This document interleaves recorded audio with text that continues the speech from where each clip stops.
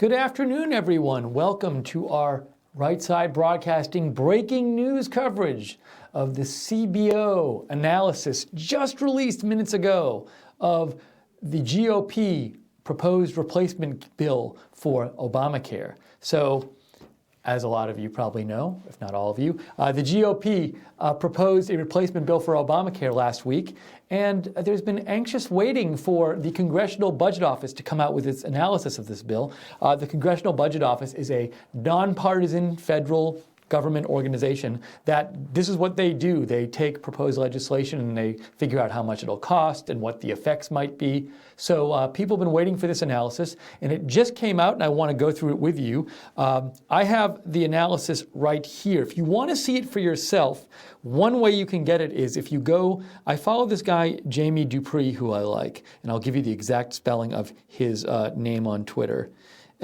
It's at JAMIEDUPREE. And if you go to his Twitter, he has a link to this CBO estimate document. Actually, and you can go to cbo.gov. It should be there too, because that's where he's linking to. So you can follow along. It's like a 28-page document. So right now, I very quickly read through it quickly, and I've been reading some tweets about it, and I kind of want to go through it with you. My very quick take, I don't want to use the phrase hot take, but my very quick take on this is that there's something here for both sides. So there's stuff here for people who support the bill to say, yeah, it's going to be great. And there's some people here for people on the left, especially people who are against the bill, to be like, see, this is a terrible bill. So let's walk through a little bit some of these numbers. And excuse me, by the way, I apologize in advance. Part of what I'm going to be doing here is kind of scrolling through this document and seeing if there's anything particularly interesting here. If you go on Twitter, all the mainstream media journalists are doing this where they go through and read it and post some things. And so because I'm not a robot who can't read it all at once, I'll be kind of going through it. But if you want to comment as we're on the air here, we'd also like to hear your comments about the health bill, the analysis, your thoughts on it. Feel free to let me know. Send out your comment. I'll read it on the air. You can do that by going to my Twitter. That's at Lookner, at Lookner. And you can direct message me there, or you can email me at steve.lookner@rsbn.tv. That information's on your screen. All right, let's go through here. I'm going to go through this document. Again, this is the Congressional Budget Office analysis. This is what they think is going to happen as a result of the health care bill if it passed in its present state. So the bill might be eventually changed a bunch before it passes. But as the bill is written right now, this is the bill the House Republicans proposed to replace Obamacare. This is what the Congressional Budget Office thinks will happen as a result of this bill. Okay, so point one, and this is one of the points that I think you'll hear Republicans saying a lot in the next couple of days because they'll say this is a good thing. I'm going to read this from the actual report. Enacting the legislation would reduce federal deficits by $337 billion over the 2017 to 2026 period. So over the next 10 years, according to the CBO, this bill would reduce federal deficits by $337 billion. One kind of way to think about this bill in this sense, in a general sense, is spending less and covering fewer people, maybe. That's one way that you can think about it. Remember, Republicans, well, I don't want to say all Republicans, but a lot of Republicans were against the Obama mandate. They were against Obamacare.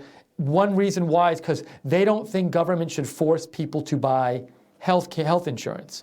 So it would be natural if you got rid of Obamacare for it to cover less people because there's no individual mandate, and in theory there will be fewer subsidies for people to buy health insurance. So you're going to have fewer people covered, but on the flip side of that, you will be spending less. So according to the CBO, and again, I think this is going to be one of the major points, might be the major point you hear people who are for the bill on the right, it could be on the left, but basically Republicans, people who support this bill, President Trump, you're going to hear them saying this again, so it's worth repeating.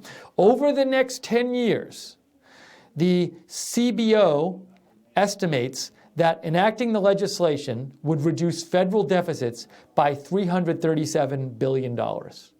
So on that account, it doesn't seem like the left will have a lot to go on in terms of this CBO shows that this is going to be such an expensive bill. I mean, maybe now if the CBO estimate could have been different, it could have said this bill is going to be really expensive. But at least in that sense, in this sense of how much this particular bill will cost, they say that's how much it'll save. All right, so that's point one.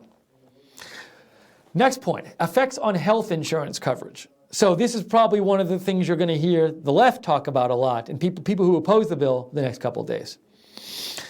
The CBO, why does it say JCT, a Joint Committee on Taxation? So just to be clear, I'm just going to say CBO. This is what the CBO thinks, but frequently in this document it says the CBO and JCT estimate, and by JCT they mean Joint Committee on Taxation, but I'm going to just say CBO. All right, the CBO estimates that in 2018, so that would be next year, 14 million more people would be uninsured under the legislation and under current law. Most of that would stem from repealing the penalties associated with the individual mandate.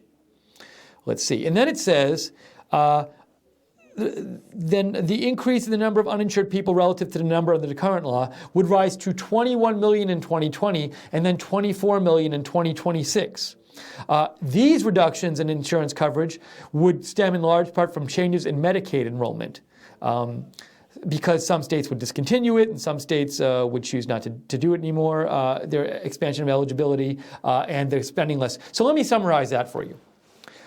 So basically what this says about how many more people won't have health insurance. It says that in the next year, if this bill is passed, 14 million fewer people would have health insurance.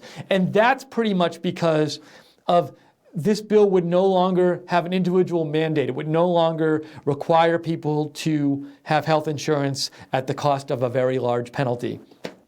So the CBO says because of that, you'll have 14 million people without health insurance 14 million more people without health insurance as of next year. Then it says over the 8 years following that, you're going to have 10 million more people not have health insurance. And the reason is, part of what the proposed bill does is it gets rid of the expansion of Medicaid that was in Obamacare. So in Obamacare, part of the reason it covered more people with health insurance is it expanded Medicaid, and it made Medicaid, which is assistance for lower income people, health assistance, it made that cover a lot more people than it did before. So by getting rid of that Medicaid expansion, and also this new bill would cap, it would not, basically the way Medicaid's been going so far is the federal government basically pays whatever expenses it needs to cover the people on Medicaid in the various states. But in this bill it says the federal government's not going to do that anymore. It's not going to pay whatever. It's going to pay a fixed amount of money, and so if it happens to cost more than that to insure these people, too bad, states. But so roughly speaking, in the most general terms, this bill will do away with the Medicaid expansion and cap Medicaid spending. Because of that, the number of people covered who get their health insurance through Medicaid will drop. So that will mean that 10 million more people 10 million fewer people have health insurance than do now. So in terms of health insurance, this bill, if passed, will result, according to the CBO, in 10 years, it will result in 24 million fewer people having health insurance, 14 million fewer people because the individual mandate is gone, and 10 million fewer people because the federal government's paying less for Medicaid and canceling the expansion of Medicaid. So, on these first 2 points, just to take stock, we have a talking point for people supporting the bill and a talking point for people against the bill. The big talking point for people supporting the bill is, hey, it cuts the budget deficit by $337 million in over the next 10 years. It will reduce the federal deficit. And people on the left, however, could say, hey, over the next 10 years, 24 million fewer people will be covered with health insurance. Now, we can imagine something that people who support the bill might say to that criticism. They might say, one, well, 14 million of that is because there's no individual mandate, but we don't think the government should make people buy in health insurance. We think people should be free to not buy health insurance. So perhaps people who support the bill won't mind the 14 million fewer people who no longer have health insurance under this bill because they don't want to buy it, and they should be free not to buy it. Another point to keep in mind that this is something that I think you'll be hearing people who support the bill say in response to complaints, well, so many fewer people are going to be insured under this bill. And this is something Sean Spicer has said in his last couple of press briefings. Sean Spicer has said the administration doesn't think that that we should just focus on how many people are covered, because under Obamacare, according to Sean Spicer, the administration believes under Obamacare, a lot of people are covered who don't get great health care. So you have your card, you have your insurance card, you technically have insurance, but the care you get isn't very good. There's very high deductibles, you have to pay a lot out of pocket, and what Sean Spicer said is the administration is not just focused on increasing the number of people who are covered, it's getting the best health care for people. It's not just increasing coverage numbers, it's worrying about the kind of coverage people get when they are covered. So those are a couple responses that I'm guessing we will hear people who support the bill say to the people who say, but there's so many fewer people who are going to be covered have health insurance under this bill. Okay, so we've talked about so far, let's take stock here. We're talking about the CBO. They just released their analysis today, a few minutes ago, of the proposed Obamacare replacement bill, which the GOP proposed. Big bullet point number one, they said this bill will save $337 million. It will cut the federal deficit by $337 billion over the next 10 years. Bullet point number two, they said 24 million fewer people would be covered under this bill 10 years from now than if we kept the current system. Okay, more stuff. And I should say again, if you'd like to comment, I'd love to hear your thoughts on this, if anybody has any thoughts on this. It's a bit of I guess you could say wonky, nerdy breaking news coverage because we're going through some numbers, but I thought, it was important to cover it for you, and maybe you'd be interested in it. But if you have any comments on this, any thoughts on what we're talking about here on this health bill and on the CBO analysis of it, while we're on the air, I'd love to hear your thoughts and read them on the air. Or any questions you might have, send them in. You can go to my Twitter @Lookner, @LOOKNER, and direct message me. Or email me at steve.lookner@rsbn.tv. Let me just take a quick peek and see. I want to make sure I'm not avoiding any of not reading any of your comments if you sent them in so far. I think we're good. Hold on. I am just making sure. Epsilon A01 said, don't forget tonight's lineup. Yes, I will talk about tonight's lineup. Do not worry. I will get that in. And hold on one second. I just want to check my email real quick before I go on to the next part of the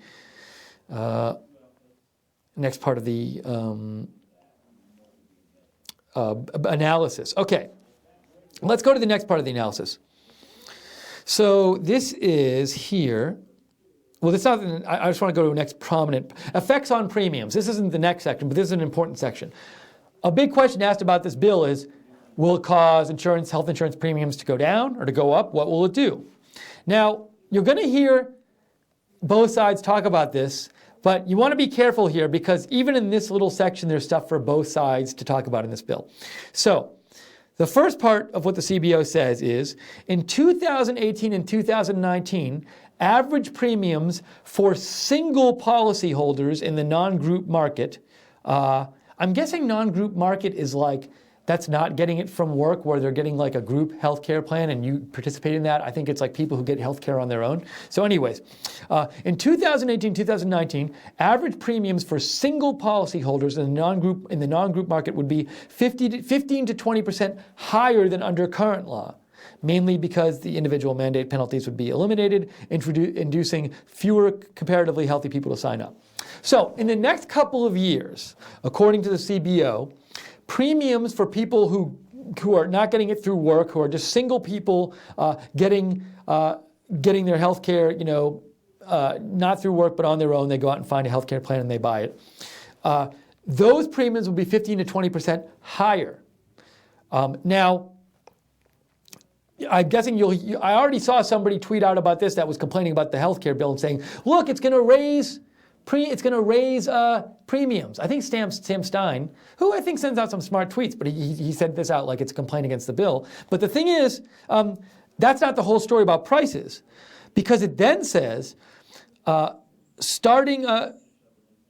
so it says by 2026, average premiums for single policyholders in the non-group market under the legislation would be roughly 10% lower than under current law. So basically what you have is in the next 2 years, premiums for people who are buying their own health insurance going up 15 to 20%, but then the next 6 years after that they lower, and by 2026, 9 years from now, they are 10% lower than they would have been if we kept Obamacare. So in the long run, we have this legislation lowering premiums on the average, according to the CBO, for the person who's going to go out and buy their own health insurance, but raising it in the next couple of years. So there's that. Let's see. I'm just looking for any other key numbers here.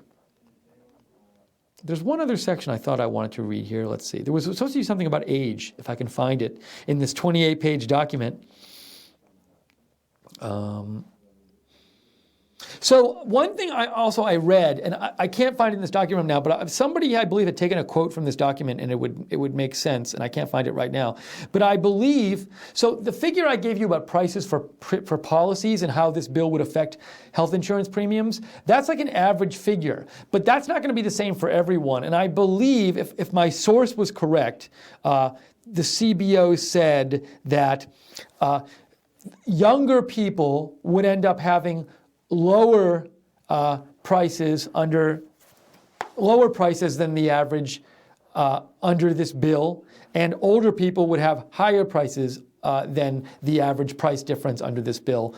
And one reason for this, there's a number of reasons for that. One reason for that is that in this bill, one of the things in this bill is right now I believe Obamacare restricts insurers from how much they can charge older people, and I believe it's only 3 times the amount they can charge younger people. And the new bill would say it raises that to 5 times the amount. So it allows also there's things like in this new bill, there's not. All health insurance is not required to have like a certain cover all these different things. So for various reasons, this bill would allow insurers to lower their premiums for younger people in a way that's not allowed now. But so anyways, I think you might see something coming out in the next few days, people talking about how older Americans are getting the short end of the stick, and they're really going to have to pay more under this bill. But on the other hand, you might hear people talking about this is great for younger Americans because it reduces the amount they would have to pay, and they're paying too much now, and maybe that'll get more younger Americans to sign up for health insurance. So those things too. So I think a general theme here is there's stuff for both sides to talk about.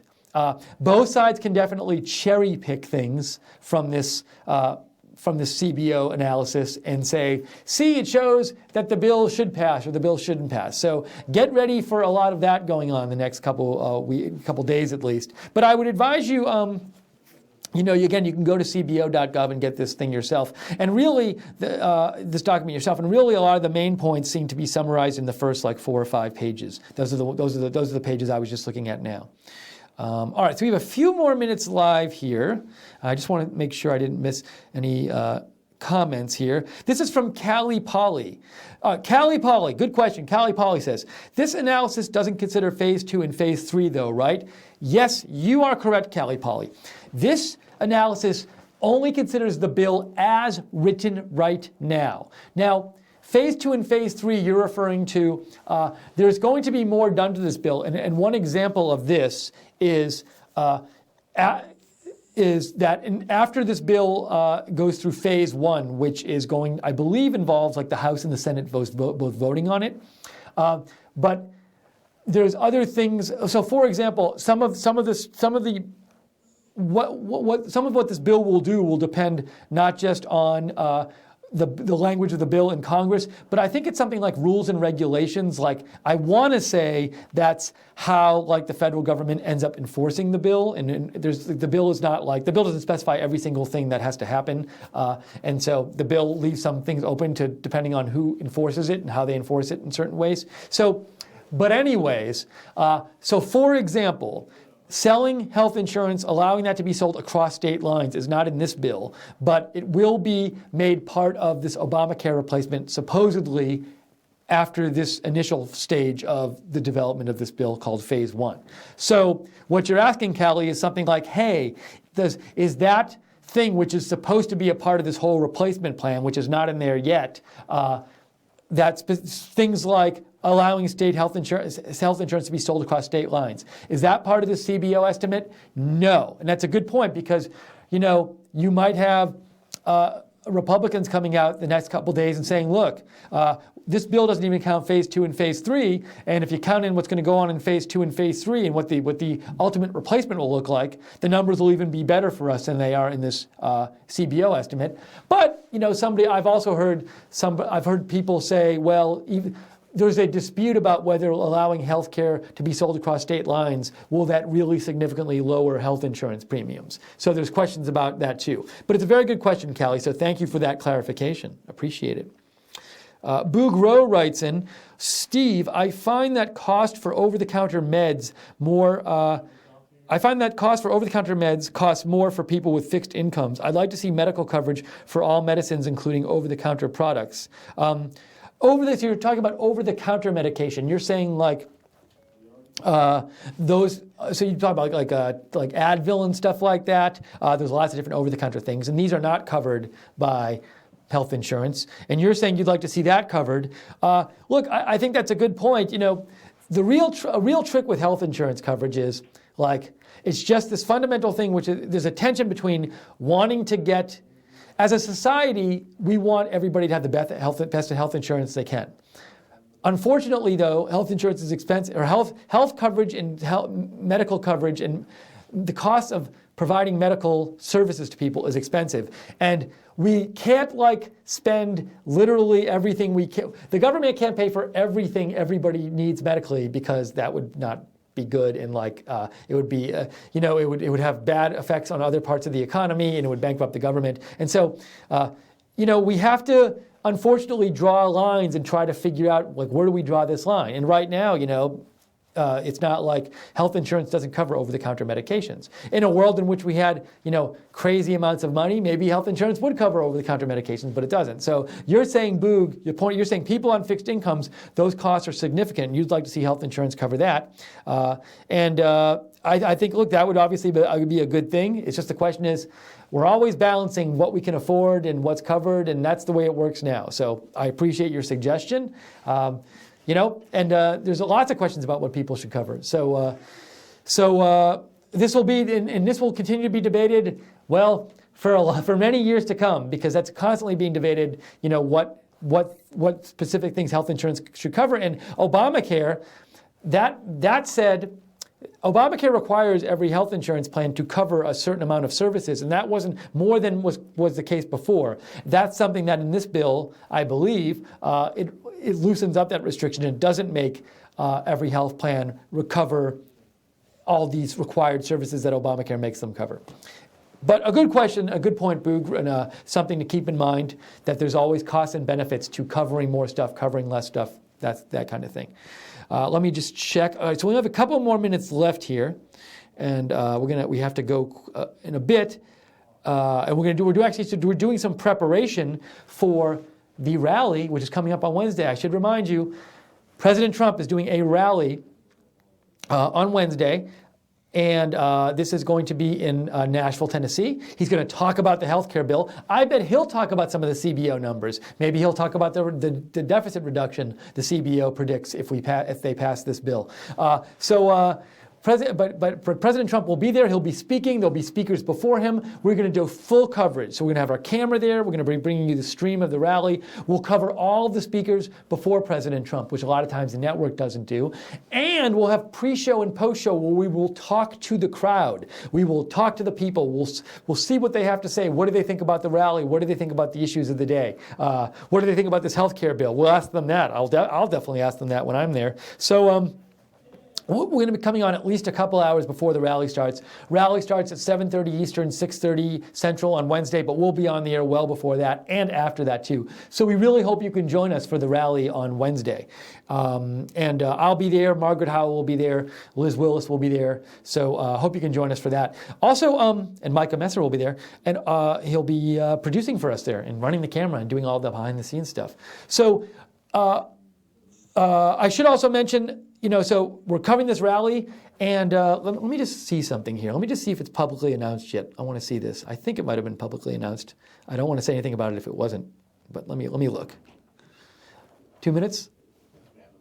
Okay, cool. So all right. So we're getting off in 2 minutes, but I can say this now because it's now been publicly announced. It was just announced this afternoon that President Trump is having another rally next Monday in Louisville, Kentucky. Yes, President Trump is holding another rally, I believe, to talk about the health care bill. Louisville, Kentucky, next Monday, and Right Side is planning on being there as well and covering it as well. So much rally coverage coming. We're so excited for that. All right, I have to go in a minute. A couple last things to say. We love covering these rallies. We love doing all this live coverage of breaking news for you. But of course, covering the rallies costs money. We want to cover as many of these events as we can for you. But we don't want to take money from big donors who are going to control what we have to say, who control what we cover. So we really rely on your donations to stay on the air and also to be able to cover these events and bring them to you. So if you'd like to donate to us, we'd really appreciate it. It does keep us in business. It really does. That and ad revenue, that's the money we get. And without the donations, we would not be on the air. So even if it's a small donation, we really appreciate it. Very easy to donate. Either go to rsbn.tv/donate. That's rsbn.tv/donate. And if you're watching this live, in the chat room next to the stream, there's a $sign under the chat room. You can click on that.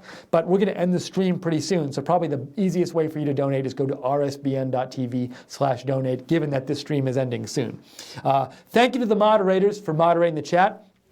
A lot of work today for always a lot of work for the moderators, but we were on live with a lot of programming today. If you didn't see it, we had the Sean Spicer press briefing. You can go watch that at Right Side Broadcasting on our channel, on YouTube, or on our website, rsbn.tv. We had a half-hour coverage of President Trump doing a listening session with average Americans in the White House where he heard their complaints about Obamacare. We've posted that on our site as well and on YouTube. You can watch that there. So you can watch all that stuff.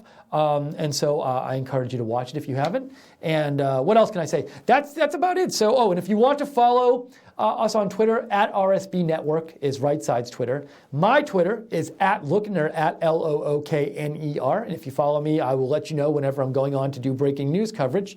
And feel free to subscribe to YouTube, Right Side on YouTube, Right Side Broadcasting on YouTube. Subscribe to us, and if you want to know about our videos whenever they come out, click on that notifications bell, and that'll tell you whenever we release a video or we have a live stream, you'll get a notification, and it'll say, Right Side Broadcasting is going live to cover breaking news or whatever.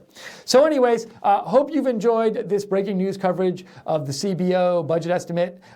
We tried to get you as much important information as fast as we could, but we didn't get to go through the whole thing because it's 28 pages long. And I don't think you would have wanted me to read all 28 pages. But go to cbo.gov if you'd like the details. I'm sure we'll be talking about this more the next couple of days. But for now, I'm Steve Lookner at Right Side Broadcasting.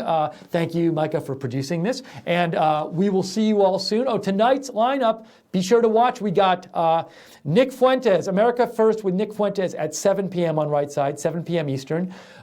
We got The Right Mindset with Mike Cernovich at 8 p.m. Eastern. And after that, we have at 9 p.m. Eastern, the Wayne Dupree Show. So all that's coming at you on Right Side Broadcasting. They'll probably be talking about the health care bill too. So check those shows out. For now, I'm Steve Lookner at Right Side Broadcasting. Have a great night. Stay out of the snow if you're on the East Coast, in the Northeast. And we will talk to you soon. Have a good one.